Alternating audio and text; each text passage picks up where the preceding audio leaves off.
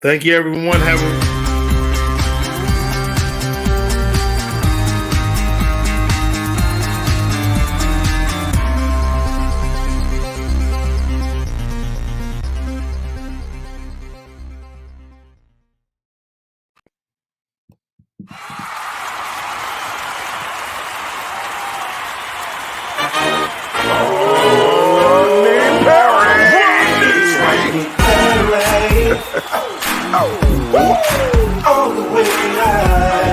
Get ready for America's #1 funny man.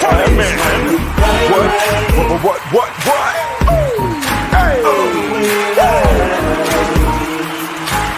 Make some noise.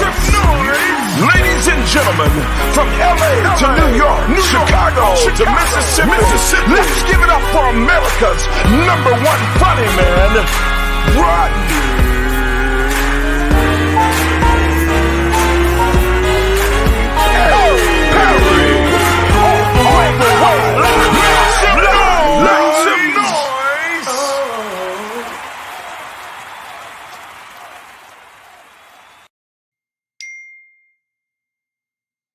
What up, party people? It's your boy Rodney Perry. You're tuned into Rodney Perry Live.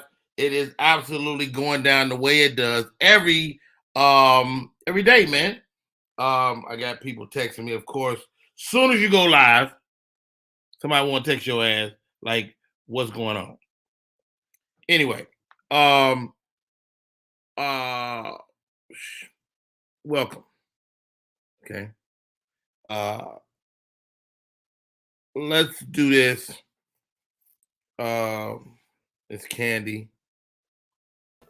I gotta Good morning.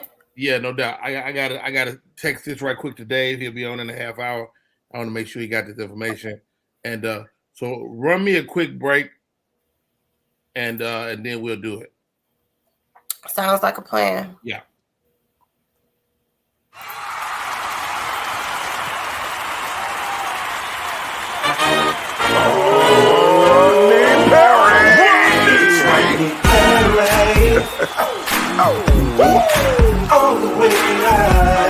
Get ready for America's #1 funny man. What? Hey.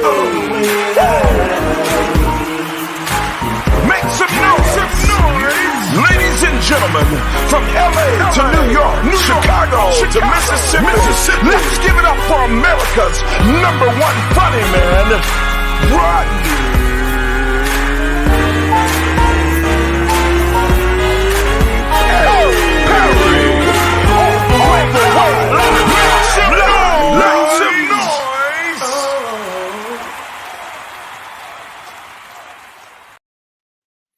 All right, we're gonna try to start over again. Forget it. Okay. I don't know what the hell we're doing this morning. First of all, thank you for tuning in the way you always do. Mad love, mad respect to the I got two of that nigga right there. God damn. All right. Sheila Davis, welcome to the show. Tanya L. Moore, always a pleasure. Lavinia. I think that's Tommy girl right there. David Burns, what's up? Watching you from Cedar Hill, Texas. Welcome, Texas, in the building. I'll be in Shreveport coming up. Had a crazy time last weekend in Ybor City, Tampa, Florida. Oh, my God. These people party like it's Mardi Gras every day. I said, man, I'm going to lay down. I can't do it no more. Crazy night. Got back home. The wife was out of town taking care of some stuff with her mom. And so, I'm with the kids, dropped Roxy off at school this morning. And this is what I know. You don't want to buy a sausage biscuit from Racetrack. Okay? That's what you don't want. Shit was horrible. I almost choked on it. It had no remnants of sauce, nothing. Anyway. Welcome to the show. My name is Rodney Perry. You're tuned in to Rodney Perry Live. My co-host for today, two of my favorite dudes. They don't even know. They don't know each other anyway. Welcome to the show. Cole Parker, what's up, brother? You muted. RP. It's always a pleasure, man. Cole came in and sat in with our brainstorming meeting this weekend. Appreciate that, bro. No doubt. That was dope. I'm ready for the next one. You know what I noticed as I was listening to y'all talk about, make suggestions. It feels like everybody kind of hate me a little bit.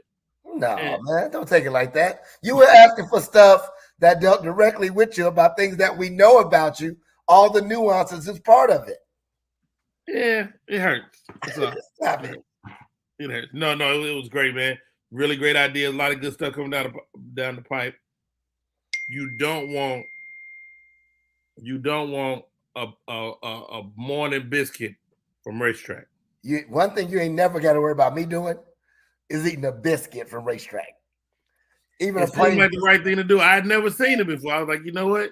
And it felt like I could throw it through a picture like a glass window. I've never seen an oven there. Now that you mention it. Ladies and gentlemen, super funny. One of my favorite sketches ever. This guy walks up to a homeboy, asks for some jumper cables. And dude's like, I got no jumper cables. He's like, nigga, you ain't got no jumper cables? Raggedy as that piece of shit is. Ladies and gentlemen, welcome to the show, Mr. Rob Love, funny in the building. What's up, Rob? What's up, everybody? Good morning, everybody. Happy morning, happy Monday, man. Happy morning, man. Now, is that a virtual background, or you in the abyss? I'm in the theater room, man. I'm in the movie room, chilling. I like that. That's how perfect lighting the whole nine. Only thing I asked if you could turn your phone sideways. I'm gonna try to do that. I did that, and then it just turned me like this. Hilarious. You probably got your. We'll figure out a break, but you probably got your phone locked. Let me see. So especially if you got an iPhone. Okay. Let me see now. On this page, one of them buttons. There you go. Stop right there. Rob Love has joined the show. Hey, we in there. All right, man. Let's get into it. We got a great show lined up for y'all today. Let's get right into it. I got Rob Love. I got motherfucking Cole Park. Excuse my language. I'm cussing. Why are you cussing right there? All right. Megan Thee Stallion paid Future $250,000 cash for his feature on Pressure Listens. Is Future that cold? Yes. Future got more. Listen, Future got more albums downloaded and sold than Drake. Really? Yes. I'm so behind. I'm gonna put up the link for the RIAA that came through. Yes, he does. It's like 90-something million. It's stupid. Wow. Now Future is the one that got the baby, the Sierra's baby mama, right? Yeah. Let me come in here because what we not about to do is bash Sierra. Oh no, definitely Ain't nobody. First of all, ain't nobody. She's up being quick like the beehive. Sierra hit the jackpot twice. Yes, like Sierra got the football player and Future. Can we say this? Just is Sierra's vagina wonderful? Oh gosh. Maybe her goodies are that good. I don't know. Maybe her goodies brings all the boys to the yard. That's Khalid. That's Khalid, right? But it still works. I've been calling that girl Kellis for 3 weeks. Who the hell is Khalid? Okay, Rob Love. We might be the same age, but you younger than me. It's Future. Is Future that dude? He must be. I mean, I think I ain't gonna hate on nobody getting their bread. So I mean, I'm happy she giving it up. I mean, I'm sure they gonna get it back some kind of way. So you know what I mean? Get it back. Yeah, she probably gonna do a feature for him too. You know what I mean? And it's gonna all balance out. It's gonna balance out. I found out. I went on a trip with my daughters. I found out I like Meg Thee Stallion. Matter of fact, this is what I found out. Rodney Perry is a bad bitch. You are not a bad bitch, Rodney. I'm a bad bitch. He can identify as a bad bitch, Candace. He can. See, Rob. That's why we. I want to be a part of this. Oh, you shut your mouth. I don't want to be a part of this. Let me tell you something, Cole. when your daughter gets a little older and start listening to all this bad bitch music, and you gonna be in the club like, Act up, city girl. You a city girl too? act up. And they so violent. They violent little girls. Yeah. It's scary. It's That's really, real life. I looked at myself in the mirror. I was like, "You a bad bitch." No. Never motivated. 2022, you can identify. You can identify as what you want to in 2022. I'd rather be a white man. And I told my daughter, 'cause my daughter's is like super. You heard Cole? What'd you say?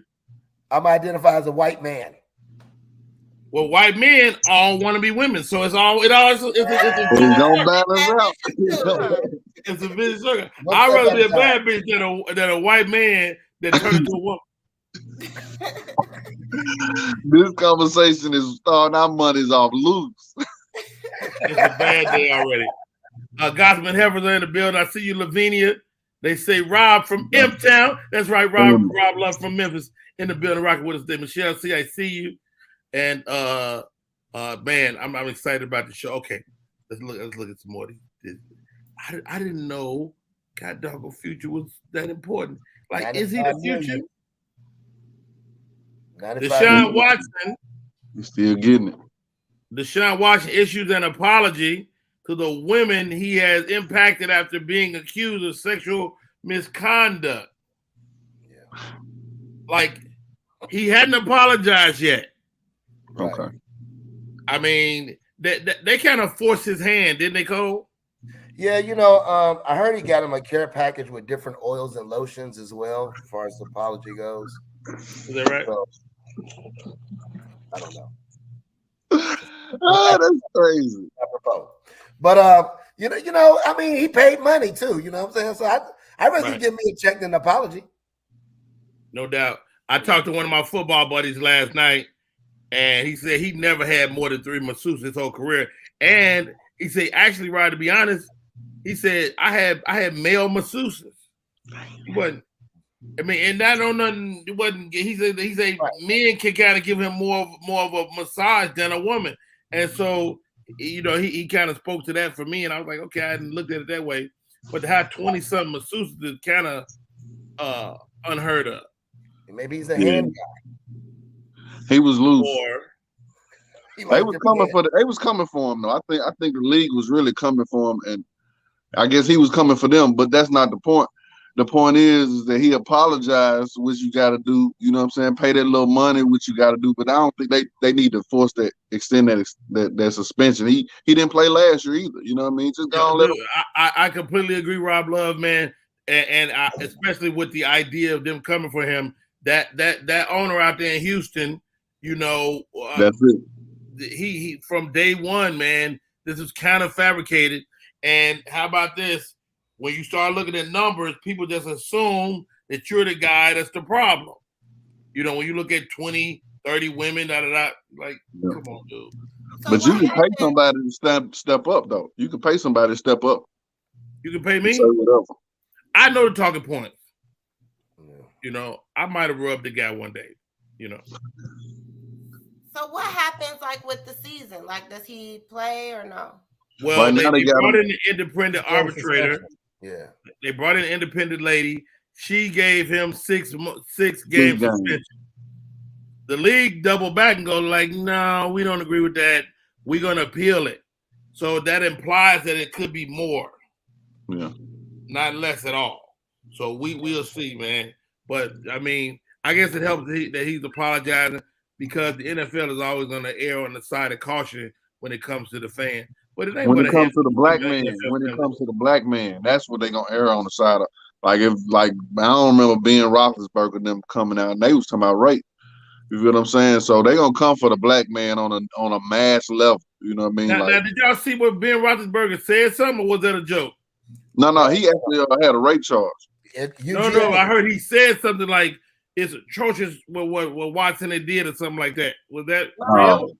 I don't know how he could have spoke on it, but I don't know nothing about that. That's crazy. If he spoke, he should just zip his lip. Go sit and take several seats.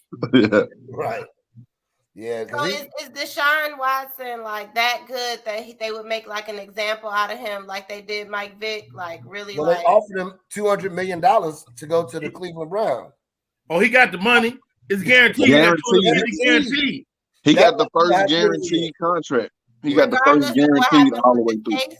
That's his money the rest of his life.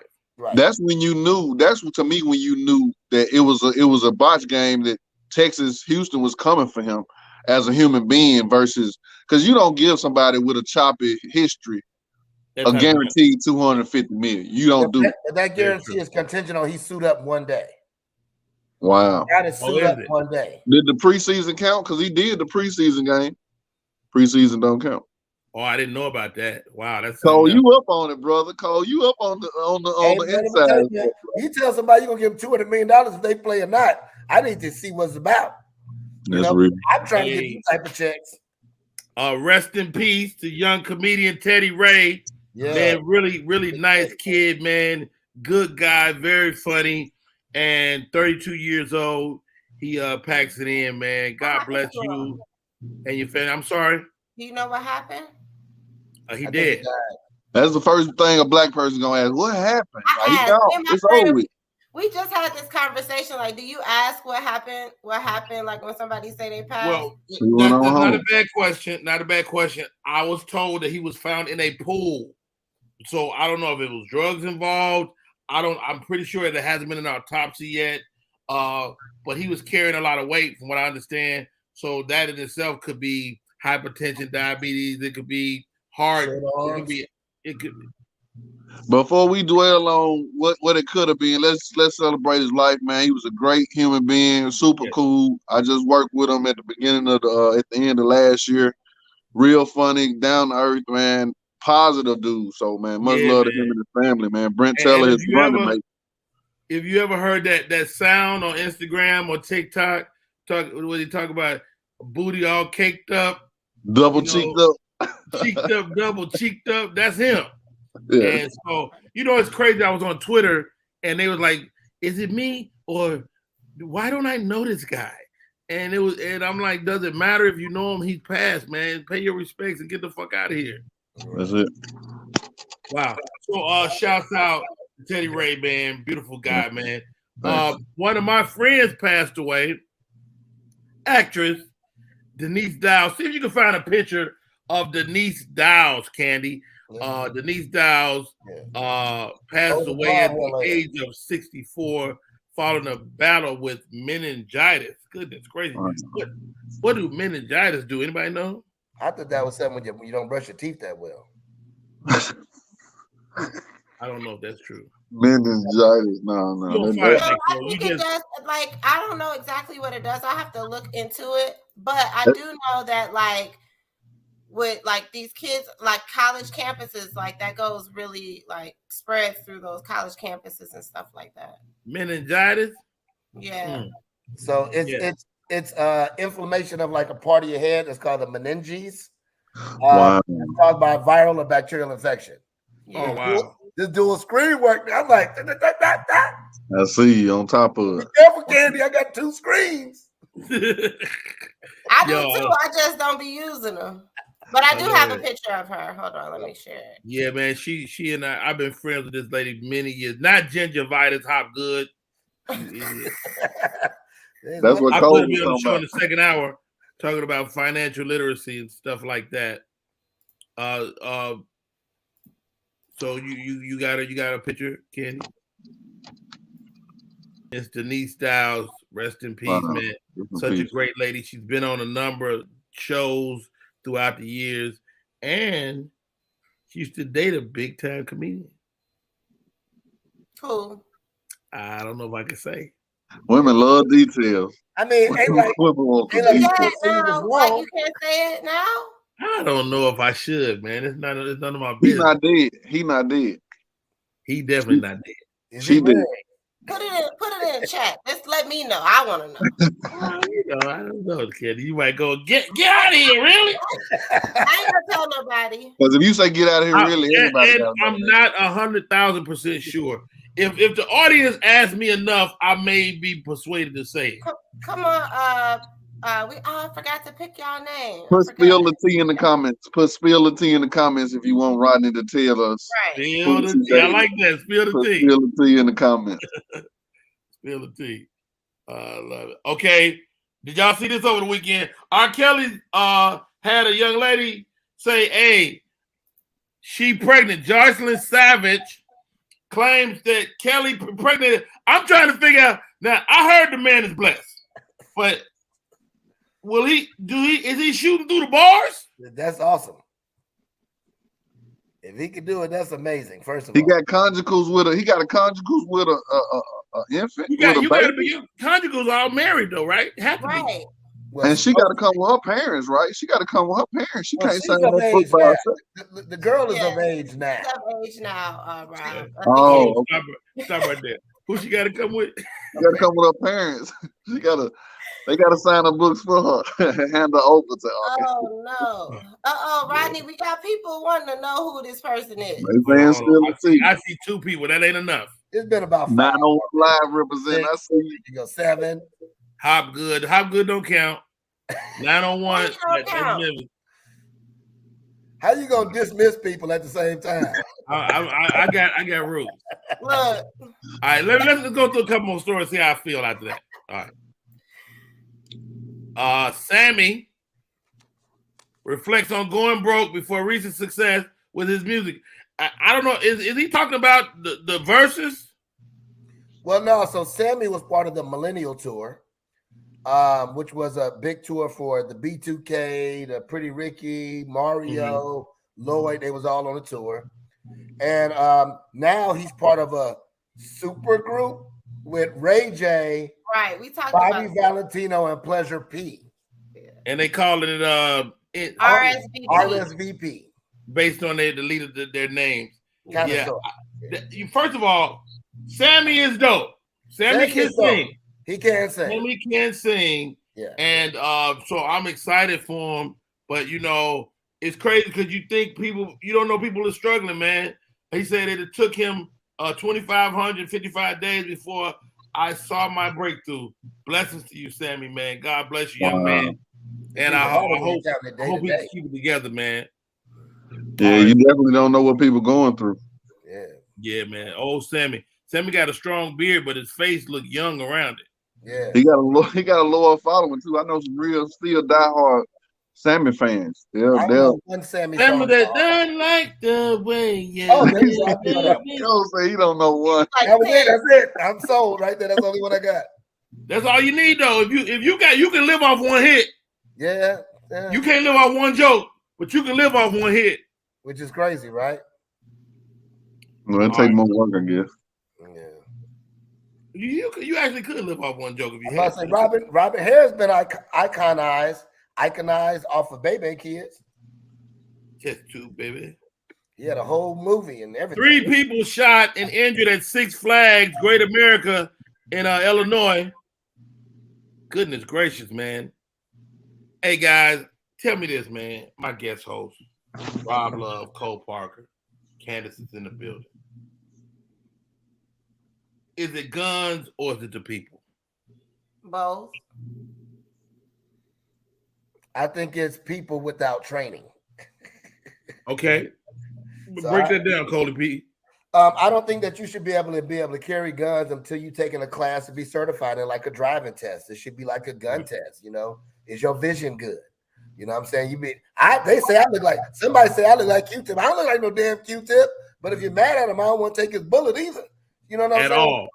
So I think it should be like a vision test. It should be like a mental health test.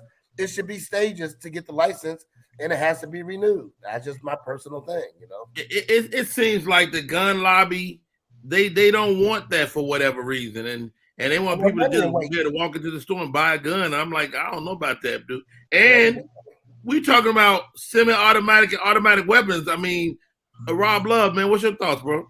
I don't care about the purchasing a gun so much, but the open carry law where people can carry them wherever they going. You know what I mean? Like I'm with Cole. I feel like we definitely got to have the mental check first. Let's see how quick your temper is. Let's see, do you have road rage?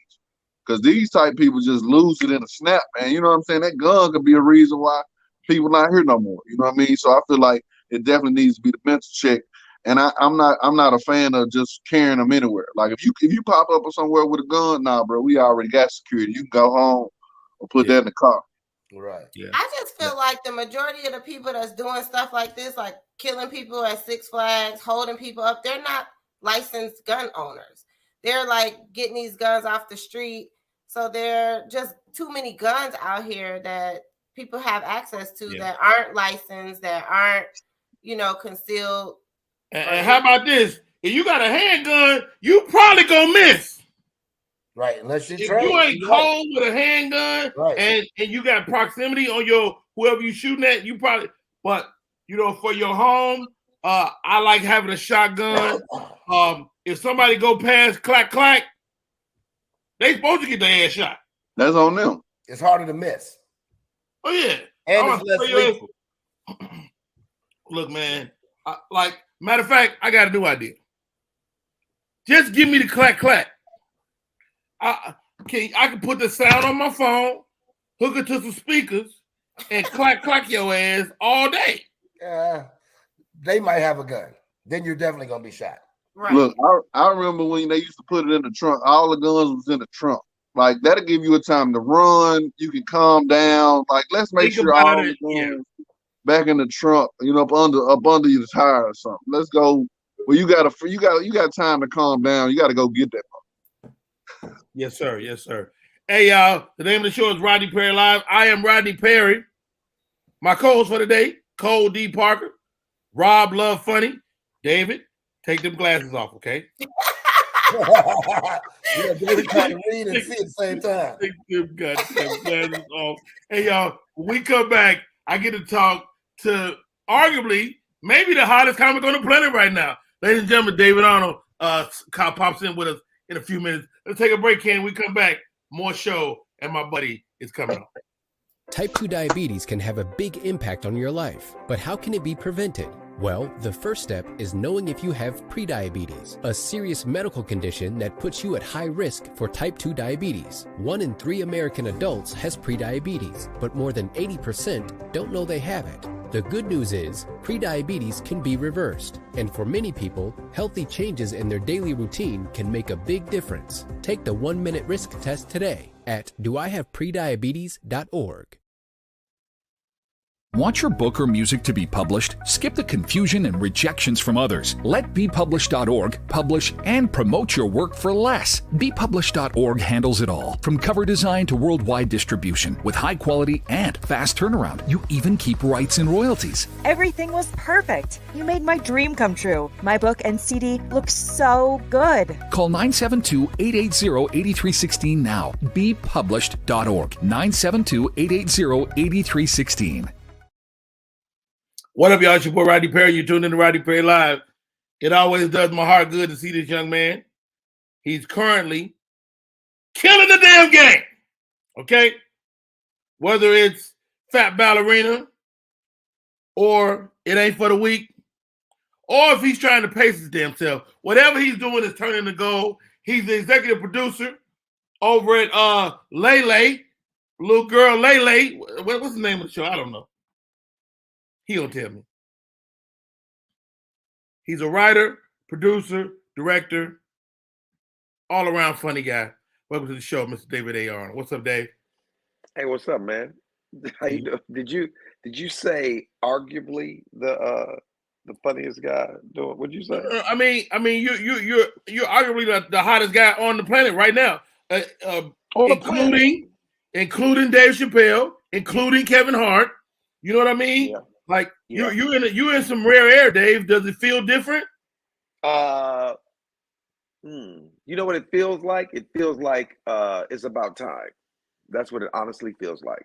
Right. Like, me and you've been friends for 20 years, and we have been talking about this for a long time and working very hard to be in a certain space. So when people ask me, how does it feel to like finally people, and I'm like, it feels like it's about time, because I know I put in a lot of work to make this, to make this little bit of acknowledgement that I'm getting right now happen. So I don't know, man. It feels good. It feels good to know you somewhere where you where you feel like you belong and you can sustain it. I think that's the best thing.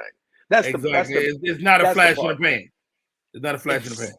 People who have seen my last 2 Netflix specials, Fat Ballerina and Ain't for the Week, don't even realize that I got 2 more hours in me that I have not. I'm not talking about, hey, who's from Cleveland? You know what I mean? I ain't talking about I'm talking about material. You know, remember when you used to get mad at me when we was at the Comedy Union? You'd be like, David, you'll scrap a whole 20-minute set. You'll be doing 20 that's killing and then just throw it away. And I was always like, I'm not throwing it away. It's once it's done, and I put it away, and then I start working on another 20. And I've been doing that under the radar for 25 years. Right. Like, you know what I mean? Like, think about all the nice, like, just like it's bits that you have that I've seen on your specials that people ain't seen. Right. And I'm not talking about the haven't seen, yeah. That's what I mean. Unless you're an avid Rodney Perry fan and you've been following Rodney since hosting Comedy Union on Friday nights back in LA, like from the beginning, you're not gonna know a lot of the stuff, a lot of the fire that you have. I'm the same way. It's stuff that, you know, people they ain't even seen yet. Like you said, Pace Yourself is a whole new tour I'm doing since the special dropped. Here's a good question. Here's a good question, David. When did your eyes go bad? Huh? When did your eyes go bad? My eyes is perfect. Is that right? I see you perfectly. You know what it is? You know, this is what it is. I'm on the phone instead of my laptop. So the box on here is really small. So I really can't see nothing. If I was on my laptop, exactly, I'm like, is this thing, can you see me? So these are my somebody is saying it. Dude, it's been a pleasure to watch your friend go from here to here. What do you attribute your current success to? Me.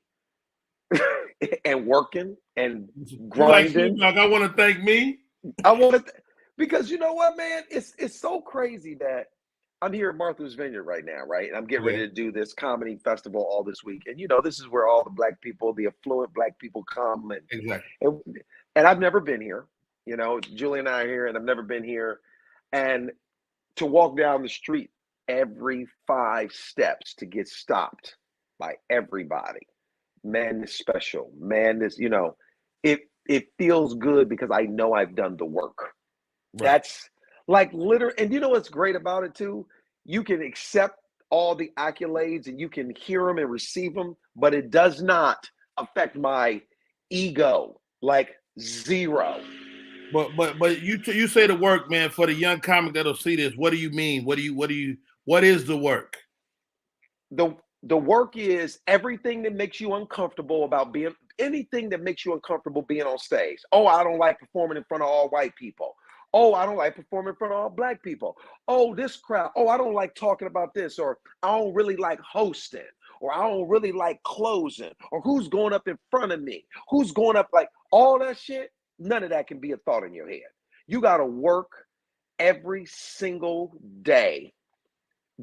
If you want to be a comedian, you gotta be able to exist in all spaces at all times, no matter what. Black, white, rich, poor, old, young, all those are different demographics.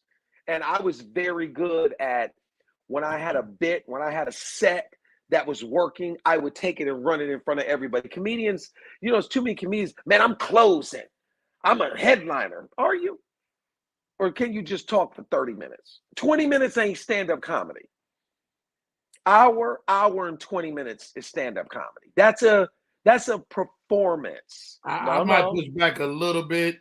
Anything over 55 minutes, you just like to hear yourself talk. Over 50? Okay, let's do that. Let's say an hour. Right at 60, yeah. But here's the thing about 60 minutes. So just let me tell the people this.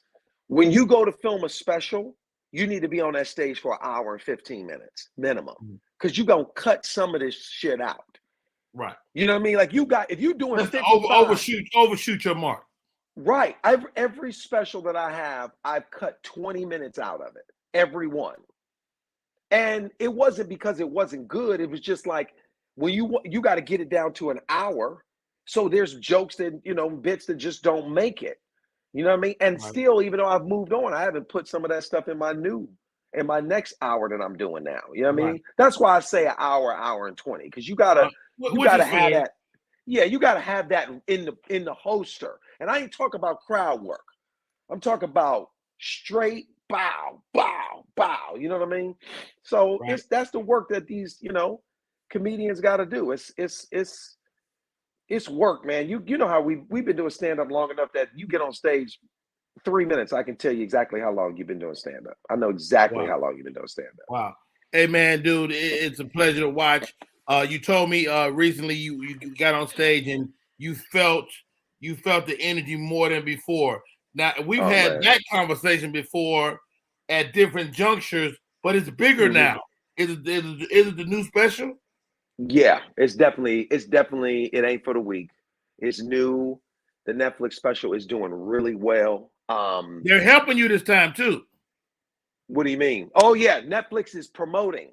The first Fat Ballerina was not a Netflix original. It was an acquired project. It was an independent of mine that I financed, directed, edited, put up, and did it all myself. And that one broke the top 10 and did really well. But this one has been promoted by Netflix and Live Nation, who is doing my tour and stuff. So of course, it's on platforms that ain't never been on before, and it's getting seen by people that ain't never been seen, that has never seen it. So yeah, man, when I walked out on stage. I think I was in Charlotte last week or 2 weeks ago, and since that was the first performance I've done since the special, and that explosion of like when you come to the stage, I've been doing this for 28 years. I've never felt that. And I was blown away by it. And then you told me this. I remember when I was in Atlanta preparing to do It Ain't for the Week. And remember at the end of the shows, I would get standing ovations. And I would be like, all right, thanks, and leave. Because I didn't want to stand there you said you got to stand in it and you got to let those people celebrate you. And it was very uncomfortable for me to do that. Very uncomfortable for me to just stand there and be like, yes, clap for me. Clap, I am the shit. Yes, it's me. Exactly. Yes, exactly. Thank you, Jesus. Yeah. Exactly. And it just feels weird. But when you told me when you framed it like that, it makes sense. It's like, Dave, you robbing these people of their moment to thank you for the work you've done. Wow. And I'm better at standing there. Even when I go out now, I stand there for a second and I take that reception, because I've seen Monique get that shit for 20 minutes on the walkout. It's insane. Crazy. It's insane, but it feels good for people to love the special and know right now that I'm about to walk out on stage. And a lot of them said it to me after the show during meet and greets. I just knew we was going to hear some of your other material, because I'm doing a whole new hour and 15 minutes now. Wow. Yeah. Hey, y'all, this is Rodney Perry. You're tuning in to Rodney Perry Live. We're talking to David A. Arnold. If you leave out the A, you're going to get a white man.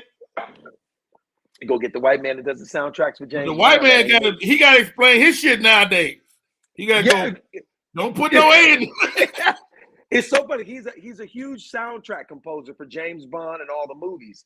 Yeah. And literally, he hit me one time and we laughed about the fact that, I said I didn't know I composed soundtracks. He said I didn't know I was a funny black dude. Right? And Love it. So it was fun. Let's do this, Dave. Let's take a break. We come back. I'm coming clean, y'all. I'm coming clean. I've never told David Arnold this thing. I'm about to tell him after this break, and we're gonna bring my co-host in to ask the question. No. Coming clean. Take a break, Candy, so I get my mind together. SM Marketing Communications is not only a marketing communications company. They also provide web content management, social media marketing, video and audio production, advertising, not-for-profit marketing management, and community outreach and engagement. Want to learn more about SM Marketing Communication? Call area code 314-339-7662. That's 314-339-7662. That's SM Marketing Communication. Do you love sports? Then you should know about STEM. Because maximizing nutrition, analyzing peak muscle performance, calculating the perfect shot, and more are all made possible by science, technology, engineering, and math. In fact, there are more careers than ever in sports science. So if you have a passion for sports, then think about getting involved in STEM and improve everyone's game on and off the field. Get inspired at shecanstem.com. We are back. My name is Rodney Perry. You're tuning in to Rodney Perry Live. We're talking to the great David A. Arnold. Okay, Rodney. I'm sad to say this, David. I really am. Oh, God. But for like, and this is way before both specials. Okay. We've been talking about this for many years about one of us not jumping the gate before the other. But nigga, I looked up, Dave, and your ass was this high over the gate. And I'm like, this nigga done jumped, cleared the gate. He's actually flying. And no bullshit, dude, for like, nigga, 10 minutes, I was jealous. Nigga, a whole 10 minutes. I was like, motherfucking Dave gone. Motherfucking Kevin dumbass and left me. I'm back here in the hood, nigga. I'm at the projects. Me and JJ from Good Times. It's over here. But you know what?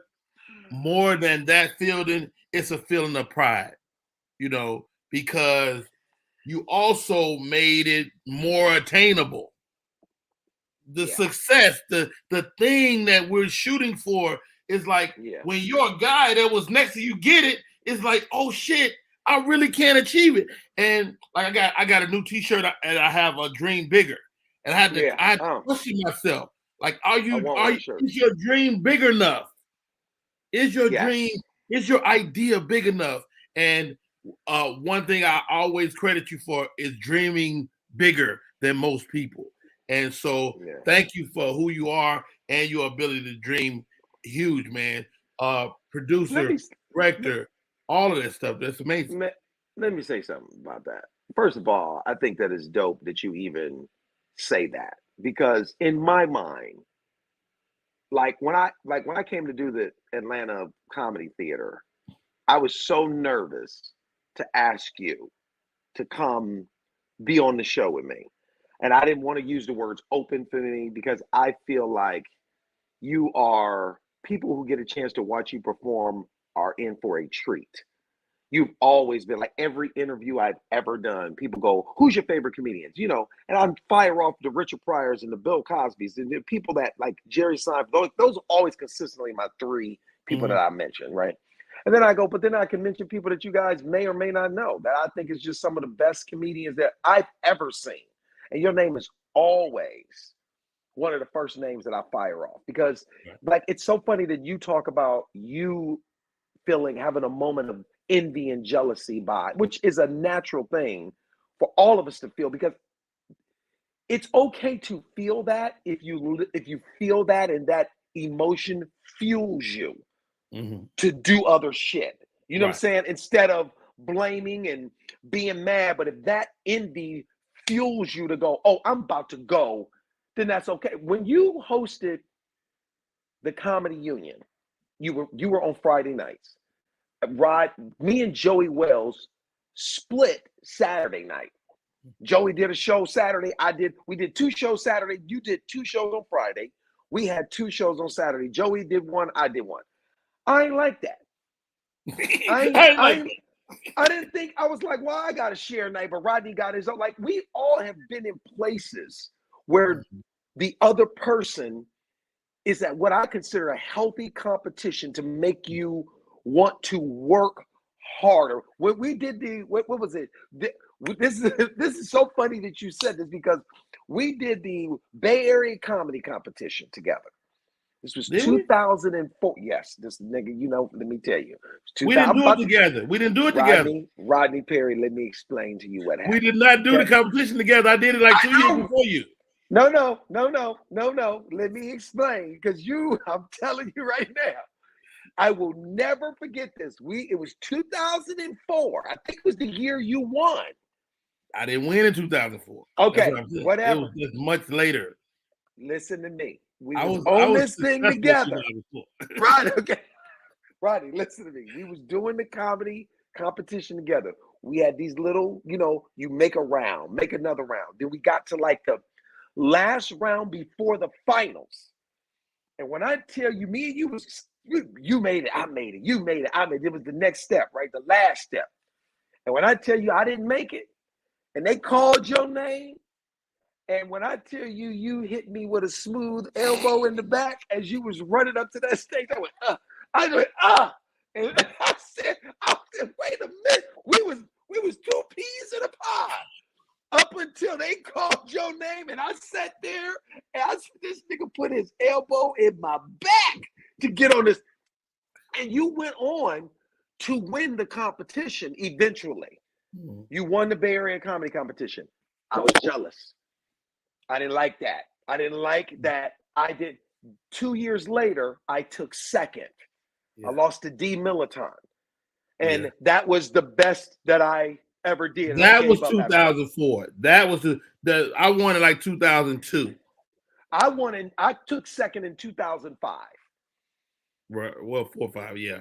Yes, I took it in 5 because I got the little plaque sitting in my office. I blame that on Chris Spencer.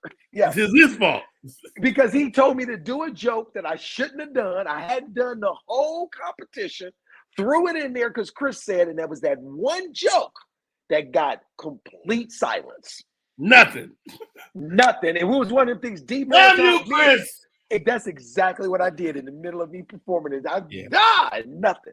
But so I want you to know that I respect you. While you say I felt this thing, I felt that thing from you so many times. You have been my pain. You've always been right. You've been, when I met you, you was in the big room at the Ice House, opening up for George Lopez. And I was in the small room at the Ice House, closing the shows. Like, we've always been right next to each other. And this ain't gonna be no different. It's the same thing. And we are still working together. October 1st, right here in Atlanta, Georgia, man. I couldn't be prouder, dude. I swear to God, Dave. The only reason I said what I said is I want you to know that feeling is not there. And I'm proud, dude, like to call you my friend and to watch the success. And, thank you, man.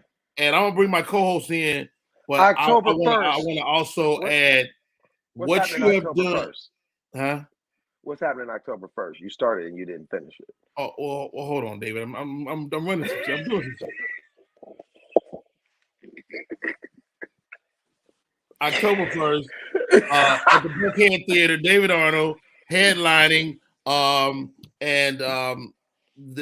he's pacing himself because he may fuck this up. Okay.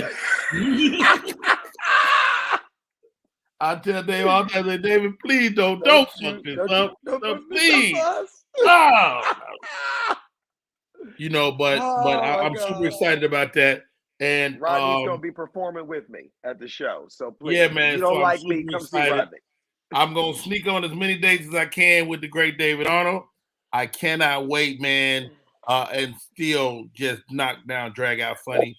And how about this? It's always been there. You know what I'm saying? Like, it ain't like what the world is seeing is brand new. I'm like, this motherfucker been funny. And been doing some of these jokes that that grandfather bit that everybody's talking about from my special. I did that joke at the Comedy Union 15 years ago. Easily. And I got shit in my bag that y'all always like, nigga, when you gonna do that shit again? Exactly. When it's time, I'm gonna do it. Exactly. Joining us, Cole Parker, Rob Love. What up, Cole? What up, Rob? What up, David A. Arnold? What up, David? David A. Arnold, man. Candace Okoye is in the building as well. Hey, what's up? Rob Love, you got anything for Dave, man? I definitely do, man. It was a dope to hearing y'all conversation, man. Healthy competition, I think that's important in the comedy frat, as I call it. You know what I mean? Just having people that push you to be more successful or push you to go harder.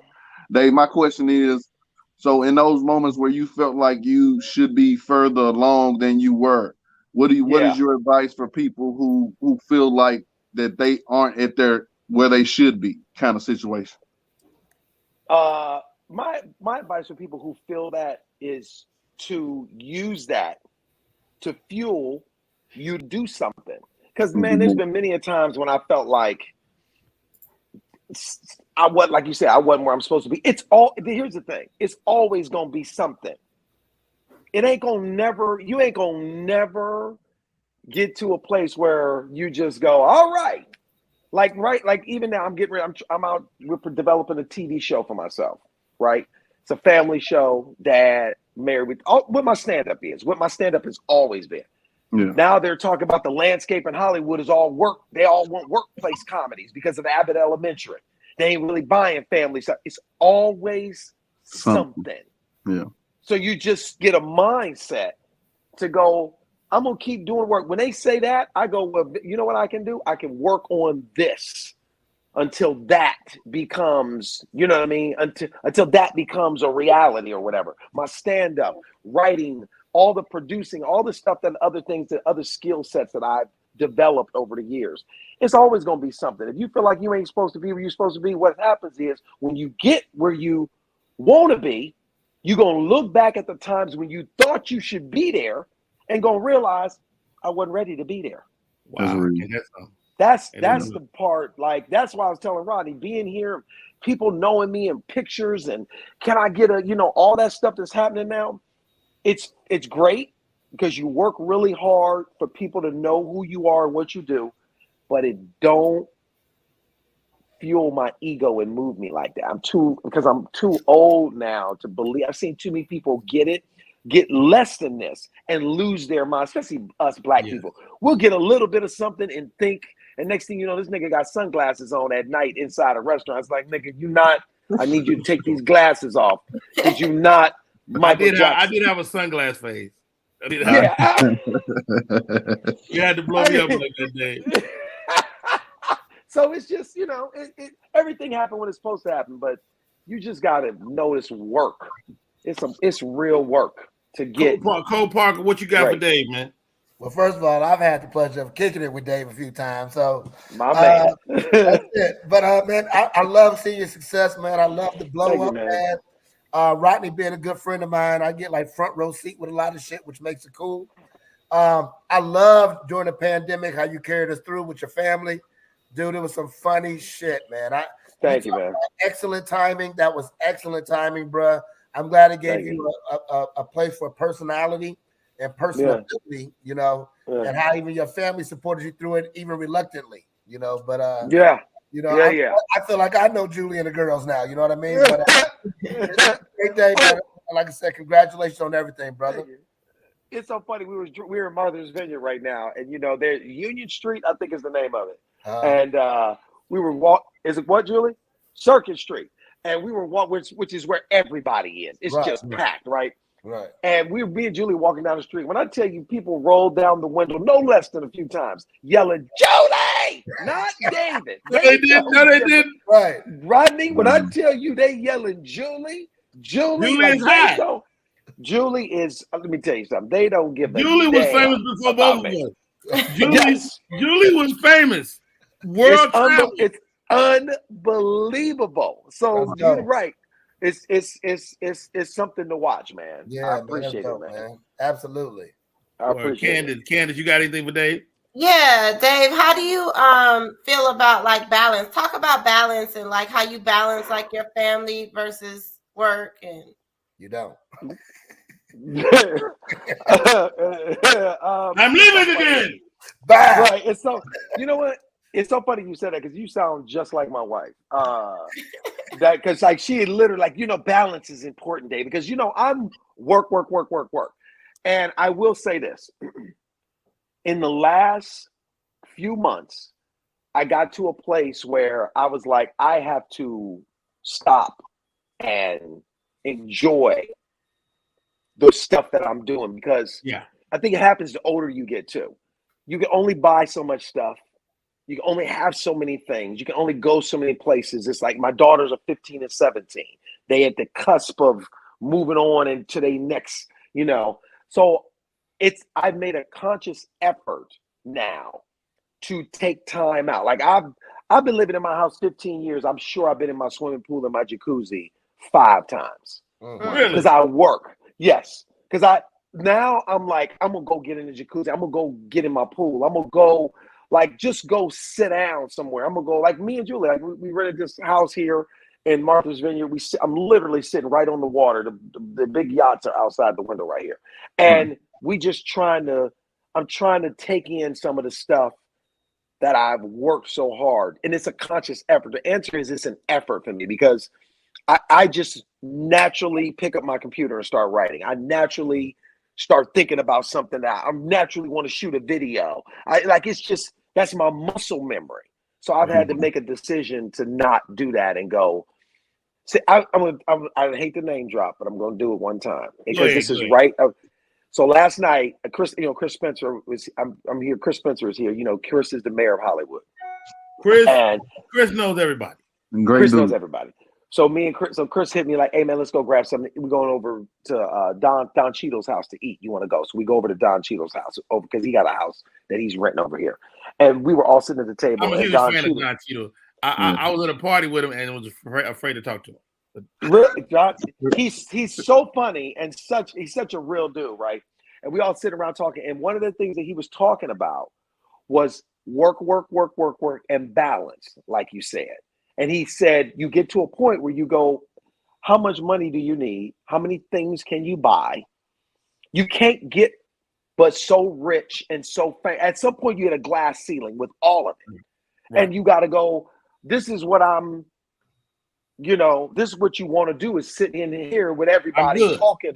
Yeah, exactly. So you realize, at some point, you chase. But then when you go sit down and enjoy it, appreciate what you work for. Yeah. Appreciate what you work, which I've never been good at doing. That's why I bought that car last week because I ain't never. That car was hot. I would tell you. Nice I saw you bought that car. I see your shirt matches your car, right? Yeah, exactly. That's what you're doing now. Right, I'm matching all my clothes with my cars. That's the new thing. I ain't never had a new car my whole life. Wow. And you know what? The highlight of the video when Julie was like, "You deserve it." Yeah.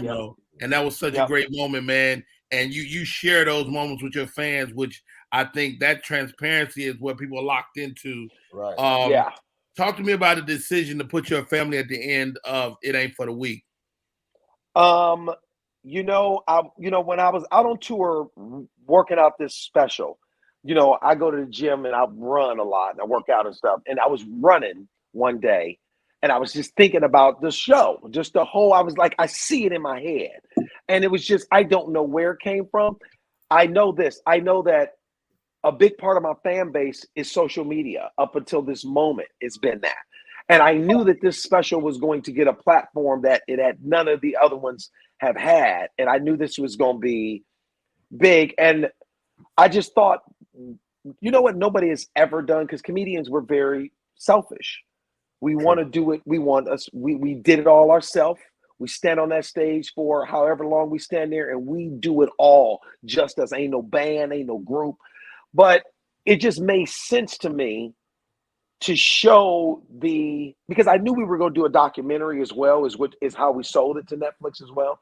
And I was like, why not bring out the people because my wife and my kids are the thing that brought a lot of attention. And I knew how popular Julie was, and I knew that they would react the way they are reacting. I knew that it would be a thing. So I was like, I want to bring my family out because nobody has ever done that. So I said, I want to do something that I know nobody has ever done in a special.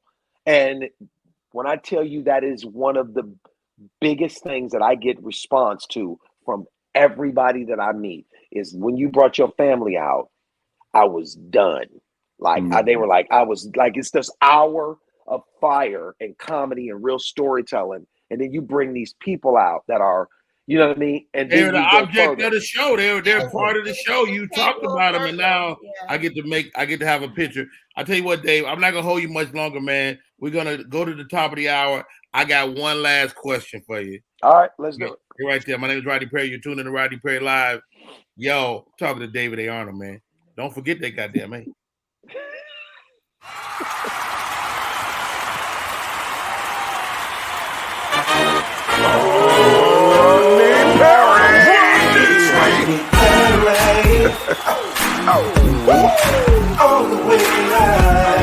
Get ready for America's #1 funny man. What? Hey. Make some noise. Ladies and gentlemen, from LA to New York, Chicago to Mississippi, let's give it up for America's #1 funny man, Rodney.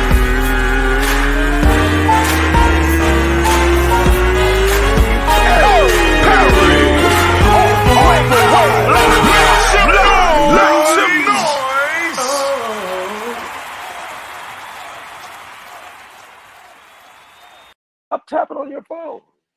We are back. This is Rodney Perry. You tuned in to Rodney Perry Live. One of the few people that hangs up on me like I hang up on other people. It's over. It's over, Rodney. I can't take it no more. I feel you're distracted. When I tell you, my wife tells me that all the time. Like, what are you doing, nigga? We had the best conversations, and then they don't have no we have no wind down. It ain't no wind down. It's just always like, that last couple seconds I didn't feel you. You wasn't there. Yeah, exactly. We made it as far as we could today. Goodbye. Oh yeah. Hey man, we've shared a lot of moments, man, a lot of tears, a lot of celebrations. Dude, I didn't even want to get into this, but one of these questions came from one of the audience members. I want to share with you. Question: what do you think about the state of comedy now, y'all, at the Chris Rock slap and Dave Chappelle getting bum rushed on stage? Is this something you ever think about? Never think about that. I never think about it. I never, I'm sure if you do something long enough with the audience and stuff, I don't think about that. I don't know. I also feel like the audience that I'm attracting right now, the people that come to see me, and it'll change as it gets bigger. Right. But the people that come to see me got stuff to do tomorrow. You know what I mean? They got jobs. They got something to live for. They going home. They're going home. The people that I'm attracting right now, my audience is 35 to 55 right now. That's my audience right now. And I'm talking about grown people shit. And I don't attract a lot of that. You know what I'm saying? So me neither. I completely get it. Yeah. I don't think about that. I really don't. I ain't worried about it. First of all, ain't nobody getting on stage if I see you coming. If I see you coming, you're not. I had one guy try to rush the stage in Richmond, Virginia at the Funny Bone 3 years ago. Never forget it. And he started talking shit, and he walked around to try to come up the stairs. And when he walked around, I walked towards them stairs to meet him at the steps. And I said, I'm not gonna let this dude get on level ground with me. He can't. So when he was on that second step, I hit his ass clean with the palm of my fist, clean square up and boom, right? What I tell you, and this nigga went flying back on that table, and I was genuinely angry because I've worked hard to earn this space on this stage. Yes. And you think you're going to just walk up here? How about this? I don't like people putting their feet on my stage. Don't do that. It's disrespectful. Get your feet on my stage. That's like coming to my house and putting your foot on my kitchen table. You put your feet up on my table. Are you out of your mind? That's because that's a lack of respect. That's a lack of respect for what we do. And especially when you're not, quote unquote, the celebrity they think you are. You know what I mean? Like when people try to heckle me, I go, you do this because you think you can go back and forth with me. But what you don't understand is I got an anger problem. And under this light skin and this curly hair is a nigga that will let your ass feel the Incredible Hulk. Man, and comedians, when we cut deep. Yeah. Like that's why I don't do roast. Yeah. I don't do roast because I always say the wrong thing. I'm gonna lose a friendship. I'm gonna lose a friendship because I'm gonna find out the darkest shit I can about you and your mama, and I'm gonna say it. Last question, Dave. Last question. And Cole kind of alluded to it earlier. Did you have a conversation with your family before you brought them into this virtual world? Yeah, I said, don't fuck this up for me. No, you know what? You know what's so funny? I gotta be honest with you. My daughters, because they're big YouTube, kids, they YouTube, and there's a lot of families on YouTube that do videos. My kids from the beginning, when we started this 3-4 years ago, they're like, we should have a reality show. I'm like, we could do some stuff right here. Julie was the last one. The kids were on board from the beginning, just because they had seen families on YouTube. Then they knew that those families were not as funny as we were. Right. And Julie was the one who was like, why are we doing this? This ain't funny. We not funny. And I was like, oh, I'm funny. You might not be funny, but I'm right. I said, don't nothing else. I'm funny all day, every day. I'm funny. I said, look at all this shit around here. Where do you think this come from? This come from funny. Right? This backdrop is funny. That's funny. And so I think it was after she started seeing the comments and the feedback from the videos. We did that, which I drug her through. The back to school video, where that was one of the first videos. That was one of the first ones that blew up. That was the one that blew up. And when I tell you, her attitude through that whole shoot was bad. Like if I cut the frame, if you can see the raw footage of that video, one frame past where she cut out, her attitude and her face was bad. Complained the whole time. And when I tell you that thing, not Julie, I don't believe that. I don't believe that Julie was Rodney, I'm telling you right now, her attitude was bad. That whole shoot. And that thing blew up. And after that, she realized, oh, we on to something.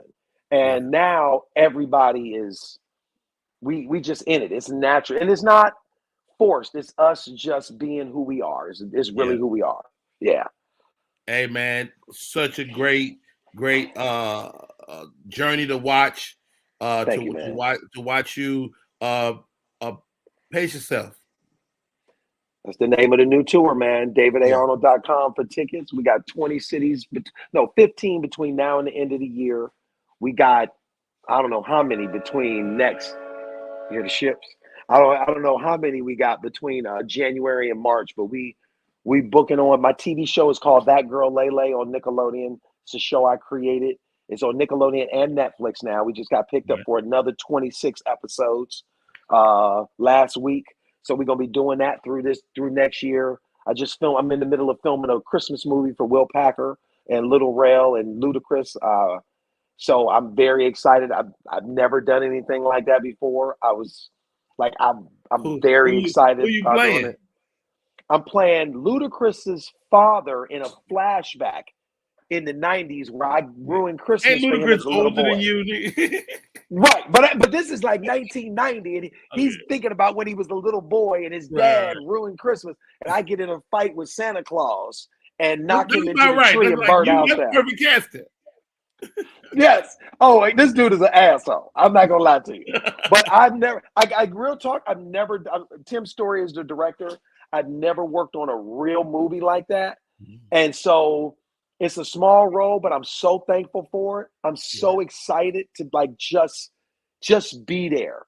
You know what I mean? And man, I'm really just trying to be in the moment and enjoy this, because this might be the biggest it ever gets.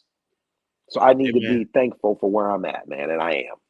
Hey, if it gets no bigger, then you'll be a bigger nigga. That's right. I don't know how that sounded. I don't know what that meant at all. Anyway, you did good right up to that. I was cooking, Anyway, hey man, thank you, David. Hey, I love you, Rodney Perry. Hey, you tell Julie I said hi. I know she right there. She right there, right off camera. Right. She said, Rodney. Junior.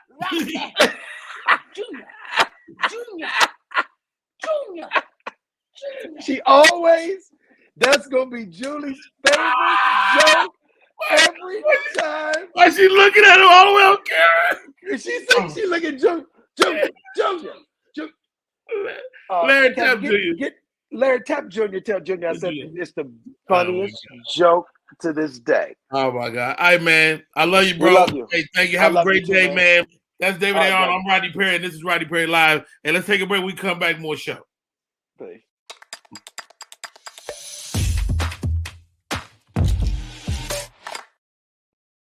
What up, y'all? It's Michael Sean, and I know you want to be a podcaster. You want a successful podcast. You want to give your views and opinions, but you just don't know how to do it correctly. That's why you got to hit up ShawneeScott.com. You want to be on radio, and you want to know how to build your radio career. ShawneeScott.com. She's done all of this. I've worked alongside her for years, and I will tell you the information that she can give you is on a value level that I can't even put a price on it. All you have to do is go to ShawneeScott.com. Your future, right now. That's it. Michael Sean. Yeah.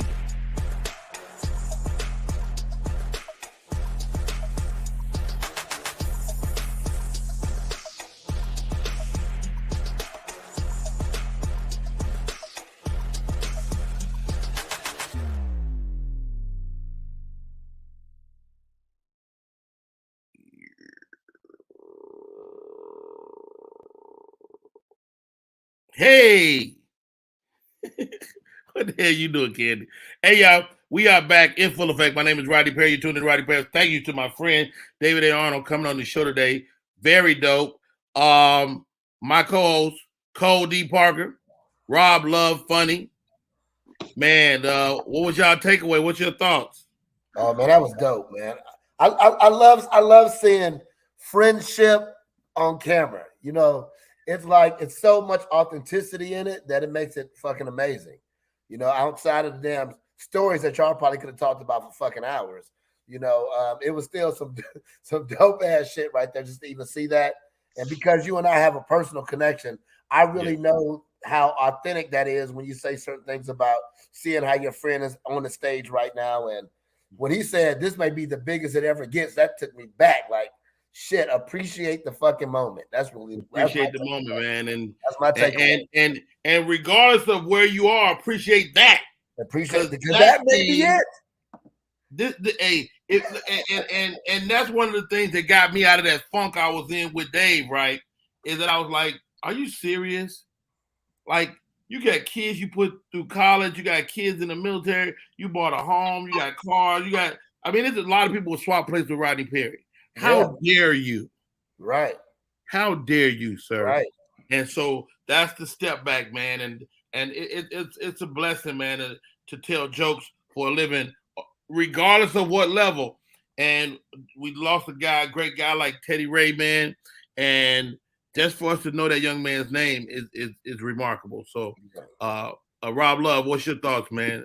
That's what I took into account when I was thinking about Dave, and when I was listening to Dave, and he was talking about how, you know, he was appreciating where he was, and I was like, you know, because it might not get any bigger. I was like, Teddy Ray didn't know where he was gonna finish at. You know what I'm saying? We don't know we're gonna finish at, so it is about appreciating the moment, and I think that's a big takeaway because, you know, this comedy journey, you constantly trying to get better. I'm on stage 7 nights a week, constantly working, constantly writing, constantly thinking.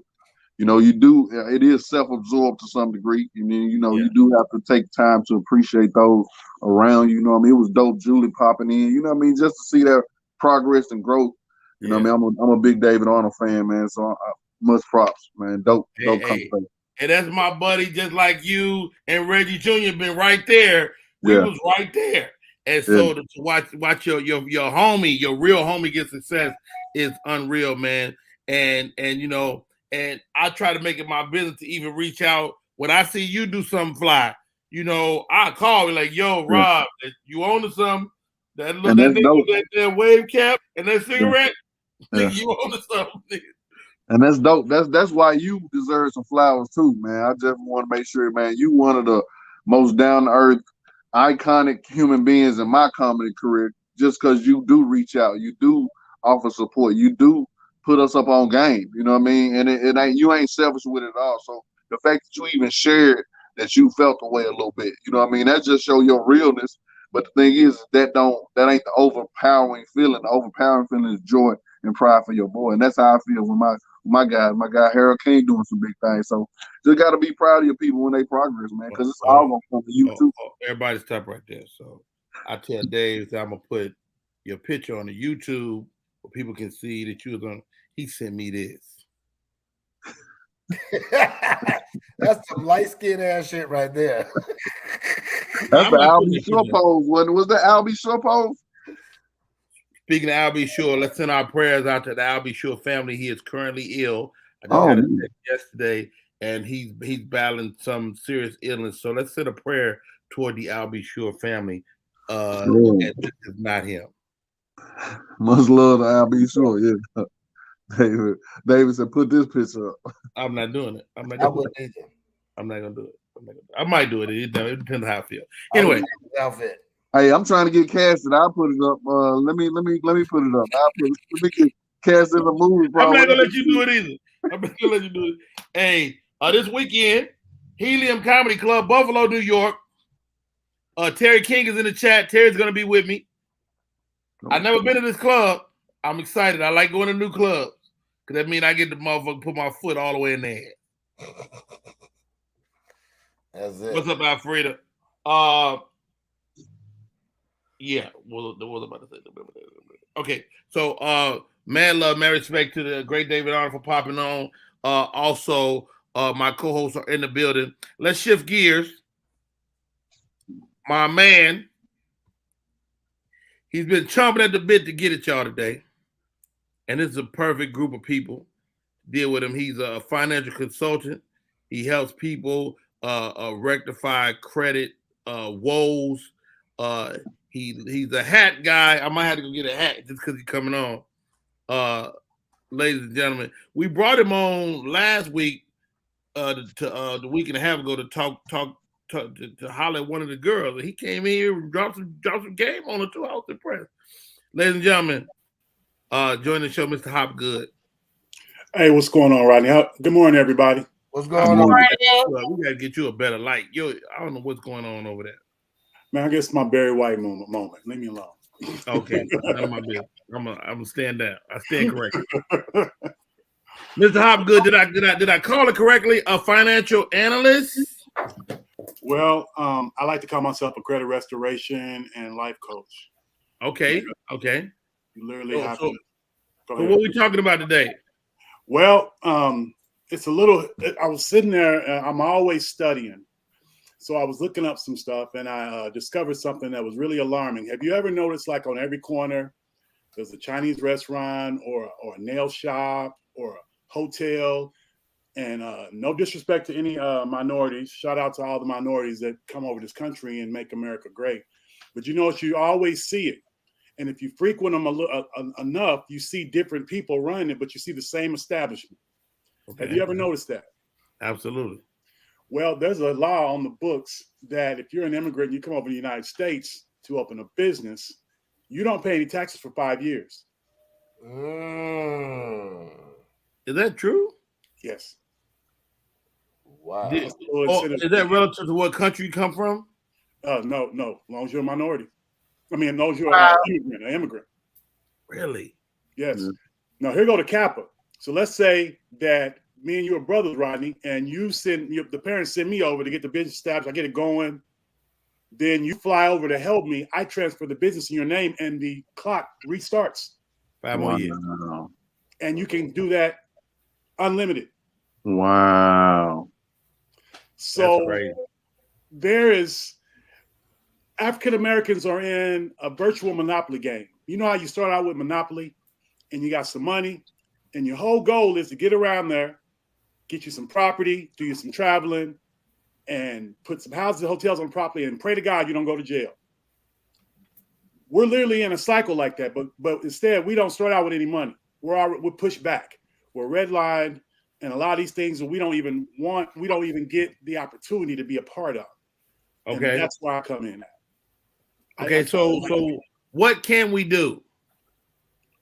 I mean, because you're not gonna change that, absolutely. Right. But what can we do to at least even the playing field? First and foremost, I stress this: we learn financial literacy, and sometimes when there's something that we don't know about, we tend to shun it away, or we don't want to talk about it. When we learn financial literacy, learn about credit, and teach it to our children, now we're arming them with something that's better. It's a real legacy when we arm them. So we study up, get our credit in order, because then that causes us to be able to get better employment, where we can make better wages, make better decisions with our money. If we want to be an entrepreneur, we can strike out, and we already got a foot in the door. there was a saying that if you want to hide something great from Black people, put it in a book. Wow. So what's the book we need to read? Well, you really Black people need to arm themselves with the Fair Credit Reporting Act, specifically Section 609, 608, 620, and 612. Now that changes from year to year, doesn't it? Sorry about that, y'all. No, it absolutely doesn't. They might change a little bit. They change the scoring methods. They don't change the Fair Credit Reporting Act. They change the scoring method itself. Go ahead, Rob.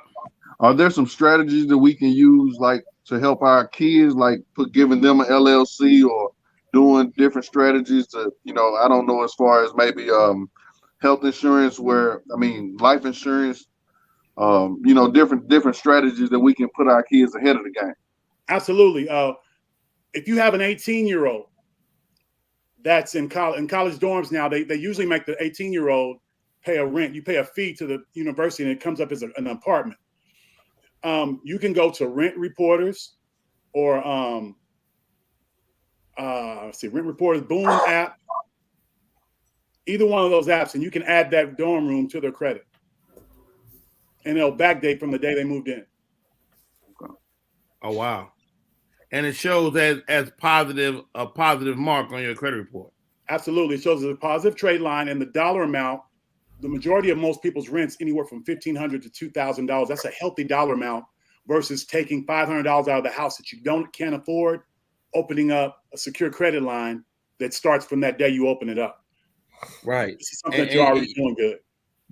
That's dope, man. And how good? Give me this, dog. Like, I got kids in college, man. I don't know if I believe in higher education. What's your thoughts? Man, it's funny you should say that. That's a touchy subject with me. Well, not touchy. I wasn't allowed to graduate from high school because of some stuff with my mother. Some people didn't like my mother, and I had a 31 on my ACT score. I literally, up until 2015, everything that I've accomplished, you don't know me, you haven't known me that long, but I've accomplished a great deal, started this business, did everything, virtually on a GED and some college. And I scored the highest score back in '88 that you could score, where they changed the scoring method. Mm-hmm. And then I went on, and as I'm teaching people, I went back and got my degree and graduated with honors. But the point to that is, it's all about arming yourself with education. You don't have to have the degree. Most jobs are $40,000, want you to go to school, spend $100,000 and make $40,000. The thing you have to do is you have to find your niche, find your level of genius, and maximize it to your best of your ability. And it all starts with understanding how the banking and the commerce system works. So you can be a college dropout or a GED recipient. I mean, Chris Rock makes a joke all the time. He had a GED, a good enough diploma. So hilarious. Cole, man, you're an entrepreneur as well, man. Talk to me about like your look into the future, man, with your children. How do you raise entrepreneurs? Well, one thing that, like, for me, right, I have 5 children. So one thing I've learned is that I'm more of a coach than a parent, right? So I have to figure them out and figure out what their strengths are, what their desires are, what their interests are, and coach them through that path. Okay. So out of my children, I do have a couple of entrepreneurial thinkers, but I also have some 9-to-5ers, and I also have a military guy, right? All in my bunch of kids. Yes. One thing that we do in our household, though, we do a succession plan, which is very important to figure out what happens to the business in case one of our demise, right? So like you, Rodney, like your business is you. Yeah. You are your business. God forbid anything happened to you. What happens to the Rodney Perry brand of business, right? Yeah. So you have to have a succession plan for what that looks like and how that continues in some element, right? Because you yourself as a brand has value. As far as just to circle back on education and pretty much like college, yes, I don't think that as a person who went to college and a fraternity, all that stuff, I feel that the value is in the network. Okay. Yes. Mm-hmm. The education you can get anywhere. You can get there's a lot of times you go to a job and tell you forget everything you know. start from right here, right? But the network is the value, and the network is is really what the investment is for, and how you utilize the network is really if your value in paying for secondary education makes sense or doesn't. Got it. So if you're very introverted, you're not really connected with people, you don't really care who knows what school you went to and all that stuff, you're not going to ever get your value. You know, you're never going to obtain the value of that network. If you're pretty much grounded, join a fraternity, join some organizations, join a sorority, start organizations, join like the financial club. You know, then you have a better chance of getting your ROI, getting your return on your investment of that college education just by the network that you build. You know, like you know me, Rodney. A lot of people I know, either I know from college, bros, or something of the sort, right? Yeah, and that all comes from that investment.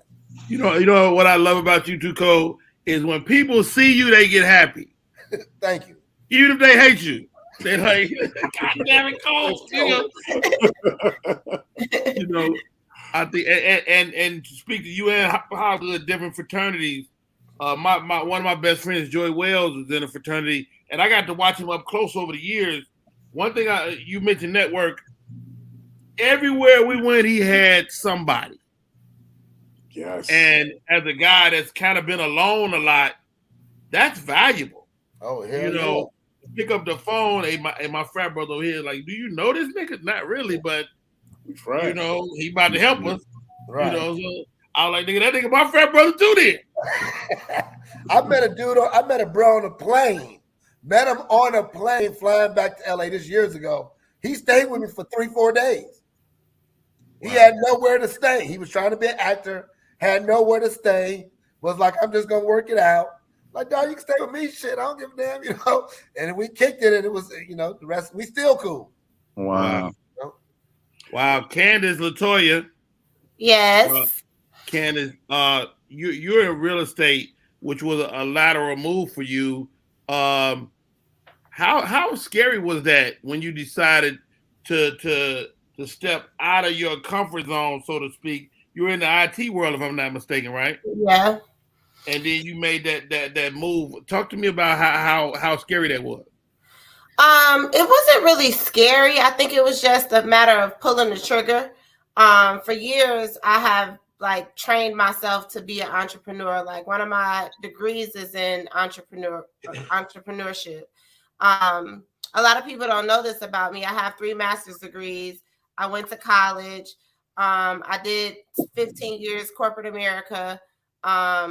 And I don't regret going to college. I think what I got from going to an institution was, like you said, the network, but not only that, like structure. It taught me like how to maintain a business, how to like get up in the morning and do what I'm supposed to do. Like it teaches you not just the book sense, but also life skills, how to deal with different people, how to work in groups, how to like put on a performance, like how to show something on the screen. Like all of that stuff is important when it comes to, having your own business.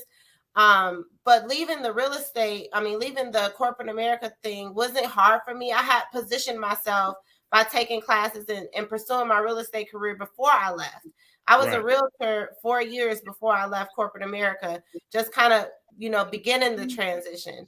And then I just pulled the trigger, I pulled the trigger on that and decided to do what I really love to do. They say a lot, like moving from entrepreneurship to your purpose. Like, what's your purpose is important. Like a lot of people lose sense of that. Like when they're doing what they love to do, they just consider themselves like an entrepreneur. But really, like once you get past that, like I'm an entrepreneur, but I'm living in my purpose. I'm working on my purpose. It changes things for you a little bit, for sure.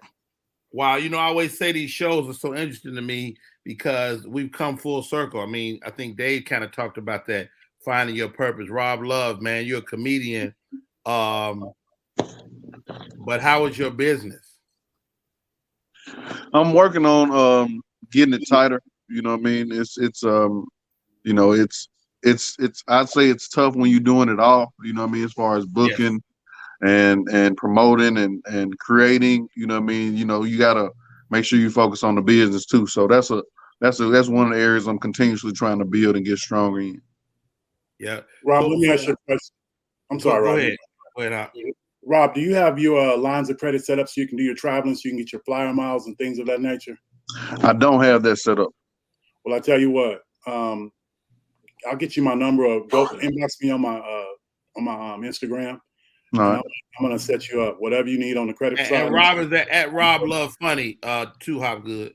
Okay, and I'm gonna do that. And the reason why I'm gonna do that is because, you know, Rodney gave me an opportunity to be on this show, and everybody's on the show that needs my help, I'm gonna do it. I'm not gonna charge them any money. So all I want you to do is take a good act and go and reach and touch somebody else. But I'm gonna help you. If it's a credit thing you need, if it's a line of credit you need, I'm gonna help you. Awesome. I appreciate that. Very dope. Very dope. Hey, guys, let's take a break. We come back. More show. My name is Rodney Perry. You're tuned in the Rodney Perry Live. SM Marketing Communications is not only a marketing communications company. They also provide web content management, social media marketing, video and audio production, advertising, not-for-profit marketing management, and community outreach and engagement. Want to learn more about SM Marketing Communications? Call area code 314-339-7662. That's 314-339-7662. That's SM Marketing Communication. Do you love sports? Then you should know about STEM. Because maximizing nutrition, analyzing peak muscle performance, calculating the perfect shot, and more are all made possible by science, technology, engineering, and math. In fact, there are more careers than ever in sports science.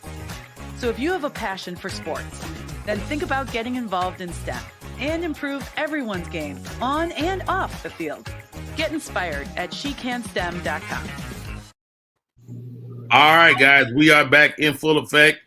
Thank you, Mr. Hopgood, for rocking with us today. Cole Parker, Rob Love, y'all, wow, man. All right, got a couple of questions for y'all before we get out of here. Comedy Hype, our friends over at Comedy Hype got a new game, and I'll ask y'all a few questions and see what y'all knowledge. I'm winning today. All right, Candy, good luck. First question, you guys say if you want a chance to answer. That's the buzzer, Cole. I didn't know what we was doing for a second. Sound like Juvenile or somebody, huh? Here we go. Master P. What was the name of the magazine that Khadijah on Living Single worked at as an editor? Flavor. Who was? Flavor. Hopgood. What is it? Flavor. Flavor what? Magazine. It was Flavor Magazine. Hopgood, you got 2 points. Whoa, I could go from 1 to 2 quick. All right, next question. What sports activity does Lil Duvall partake in during his Smile music video with rapper Snoop Dogg and Ball Jeezy? Oh shit, Rob Love. Smoking weed. That is incorrect. Sport? I didn't know that was a sport. If you with Snoop Dogg, it's a sport. Snoop is a sport. Cole might go to the Olympics. I'm buzzing in. And you gotta say and. I said it. No, you say it like you mean it. There you go. All right. Don't squeeze no food out. Basketball. Oh my God! Did you just say basketball? Yeah. That's wrong as hell. I suck at this game. Anybody? I guess. Okay, guess from Cole. Okay, let's go with golf. Golf. That's what I'm gonna go with. All right, roller skating is the answer. Wow. And we're moving on. Nobody gets to a point. That's a sport, Rodney. Hey man, I'm just telling you what they said, man. Okay. Name the sitcom. Shh. Not while I'm pouring. Family Matters. Whoa, that's 5 points for the man with the hat on with the red bottom. Wow. Dude, I had no idea, and I had the card in my hand. I think Hopgood got this game at home. Hopgood does look like he's been cheating. All right. Name the movie. It feels so lovely to be here. Give yourselves a round of applause.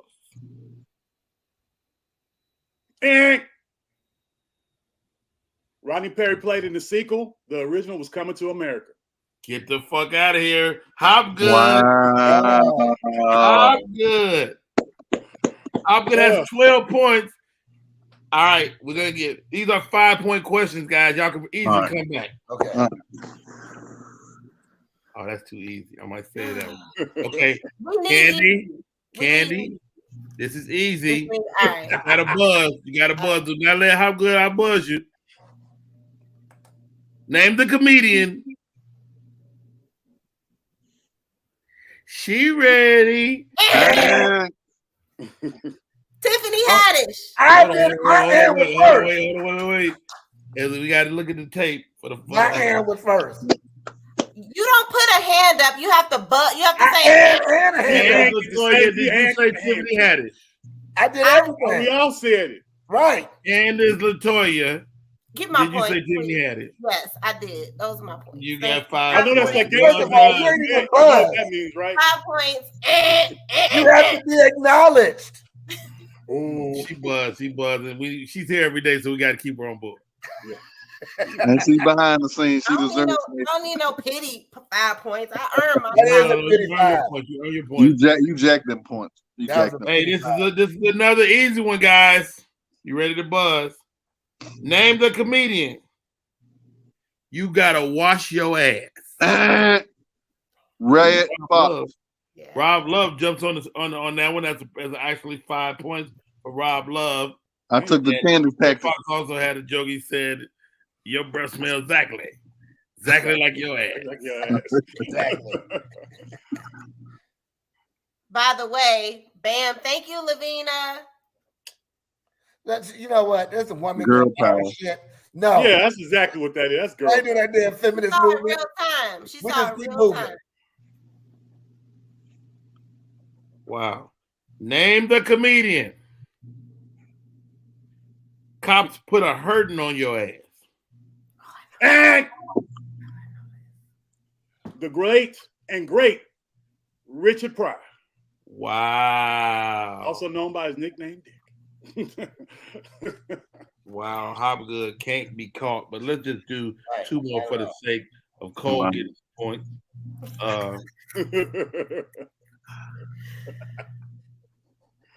I'm still shocked at athletic activity. This comedian is known for being a hero in Jordan Peele's directorial debut.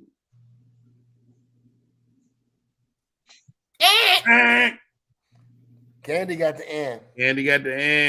Hopgood raised his hand, but he didn't say shit. Oh. You missed this, Candy. Little Real Howie is the answer. That was it. That was it. I confirm. I'll be the confirmer. Yeah, I'm proud. I was with him last week, and we talked about it. Yeah. All right. How many comedians are part of the original cast of the 85 South show?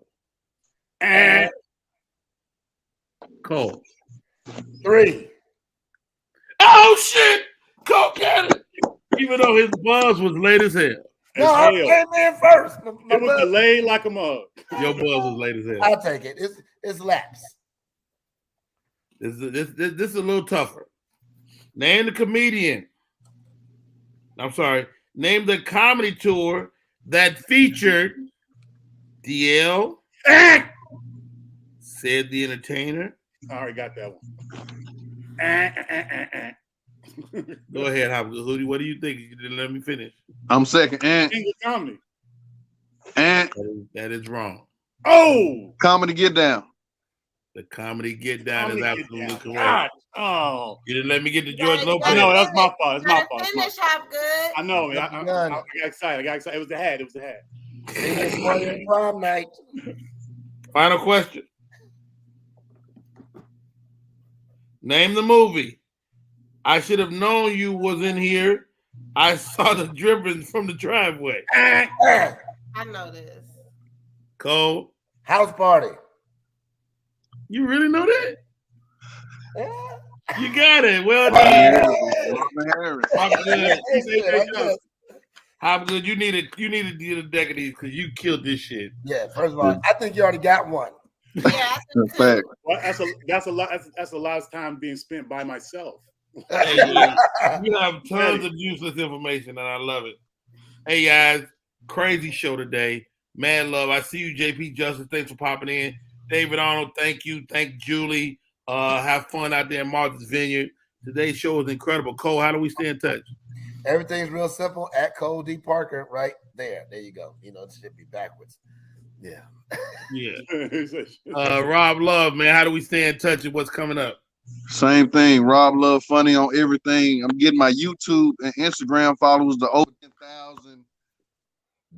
So y'all follow me on Instagram. I'm in Memphis doing some shows. Shout out to the Vineyard. Got some things working. Labor Day weekend. Y'all come through. Rob Love and Friends. Hollywood Hop _ 06. How do we stay in touch, Hop? At Hollywood Hop _ 06. As I said, anybody that's watching in the show that's tapping in with us, if you want some credit help or whatever, if you have some questions, inbox me. I'll answer those questions for free. Rob, I got you. So questions, we're doing the whole workup with you. So no worries. Oh, dope. Perfect. Candace Latoya, my right hand lady. How do we stay in touch? You can find me on Instagram at Candace _Latoya and every day on the Rodney Perry Live Show. Man, love, man, respect. Hey, y'all, this is Rodney Perry. You're tuned in to Rodney Perry Live. Great show today, guys. It was dope. Thanks, Cole. Thanks for Appreciate the invite. Appreciate it as always. Yo, this is boring as shit. Who is that motherfucker? I block your ass, Mr. He looked like he's sleeping. I think we did put him to sleep. Hey, we'll do better next time, Jared. Hey, y'all, my name is Rodney Perry. Have a great rest of like a newborn baby. Roast that ugly man. Why does the pill look dirty? Why is it like he in a hotel? I don't know. He's open casket. Ugly. He don't watch number porn sites. That's the only thing that's gonna excite him. Looks like he got some pancake number 5 and some lipstick on too. Yo, yo, Jared, man. Check us out tomorrow. See if you like it, brother. If not, I mean, fuck you, man. Shout out to Rodney Perry being dope, a dope human being. 1,000. Shout out to Rodney Perry. Hey, y'all, that's our show for today. We out.